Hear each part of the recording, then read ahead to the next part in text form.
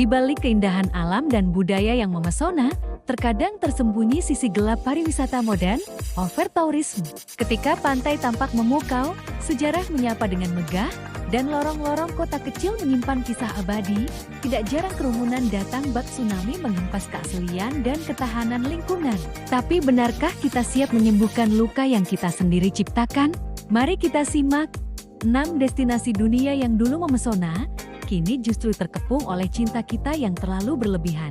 Dari Bali yang lembut hingga Venesia yang romantis, dari Machu Picchu yang mistis hingga Barcelona yang semarak mereka berujar. Cinta yang berlebihan bisa melukai keindahan. Destinasi 1. Bali, Indonesia. Sebagai pulau dewata, Bali telah lama menjadi magnet wisata dunia karena keindahan alam, kekayaan budaya, dan keramahan warganya. Namun pesona itu kini membawa beban. Tumpukan sampah plastik dan air yang tercemar menjadi pemandangan yang mengkhawatirkan di berbagai lokasi wisata Bali. Yang tampak indah dalam foto Instagram, terkadang menyisakan jejak lingkungan yang menyakitkan. Ritme kehidupan lokal pun terganggu.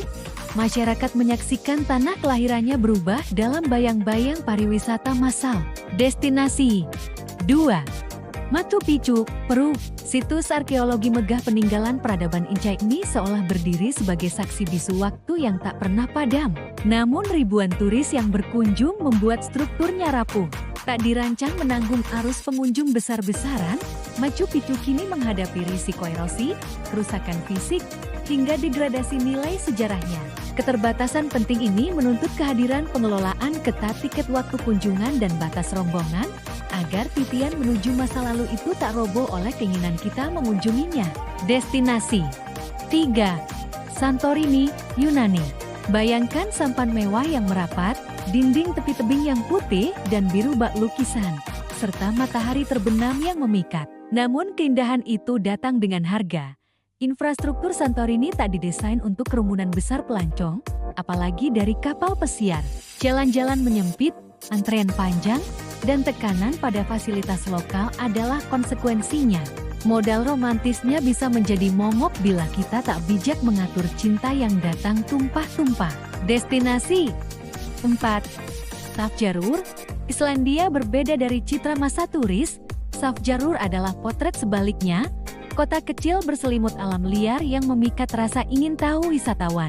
Namun pesonanya mendatangkan risiko serius. Kapal wisata yang tak terkontrol bisa menggerogoti lingkungan dan infrastruktur setempat. Sebagai respons, kota ini mulai menerapkan pembatasan ketat terhadap jadwal kedatangan kapal dan jumlah turis. Ketika kerumunan datang, membiarkannya masuk tanpa batas bukanlah cinta melainkan ancaman. Destinasi 5. Venesia, Italia. Siapa yang tak tergoda melintasi kanal Venesia naik gondola, menyusuri lekuk jembatan berahi dengan latar bangunan bersejarah? Namun kota di atas air ini merasakan dampak overtourism dengan sangat nyata. Infrastruktur rapuhnya cepat rusak jika dipaksakan menanggung terlalu banyak. Romantisme harusnya berjalan beriringan dengan menjaga kelestarian tidak berat sebelah. Destinasi 6. Barcelona, Spanyol. Barcelona adalah perpaduan budaya, arsitektur goth, dan energi urban yang milenial. Namun warga lokal telah menyuarakan kelelahan mereka. Overtourism membuat kota ini padat, membuat beberapa warga memberontak bahkan menyemprot turis dengan semprotan air untuk menunjukkan batas kebersamaan. Ketika siapapun bisa menjadi tamu tanpa aturan, kota pun kehilangan ruang untuk atmosfer lokal dan paling dasar, damai. Mengapa ini tak sekadar isu lokal? Fenomena overtourism bukan sekadar soal jumlah, ini adalah tentang keseimbangan. Ketika fasilitas dibangun tanpa mempertimbangkan ketahanan alam, sampah menumpuk tanpa sistem yang memadai, maka indahnya polesan media hanyalah topeng rapuh. Demi petualangan instan, kita mungkin lupa bahwa keindahan adalah warisan yang harus dijaga, bukan dijarah.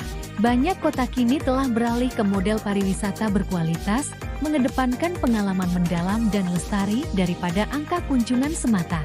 Sudah waktunya kita menyadari, membanjiri destinasi populer bukan bentuk cinta melainkan pelampiasan ego. Setelah kita menembus batas alami tempat-tempat itu, siapa yang menderita paling banyak?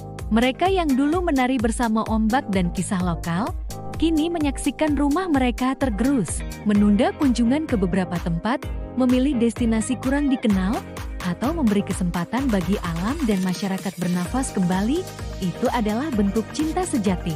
Jadilah wisatawan yang melindungi, bukan merusak. Mari bertindak bijak mulai sekarang. Pilih destinasi, tapi beri tenggang. Tidak harus mengejar yang paling terkenal. Pelajari aturan. Apakah perlu booking dulu, waktu kunjungan terbatas, atau biaya keberlanjutan? Dukung ekonomi lokal, bukan wisata massal. Pilih homestay, pandu lokal kecil, atau warung tradisional. Sampaikan cerita berbeda, bukan hanya foto indah.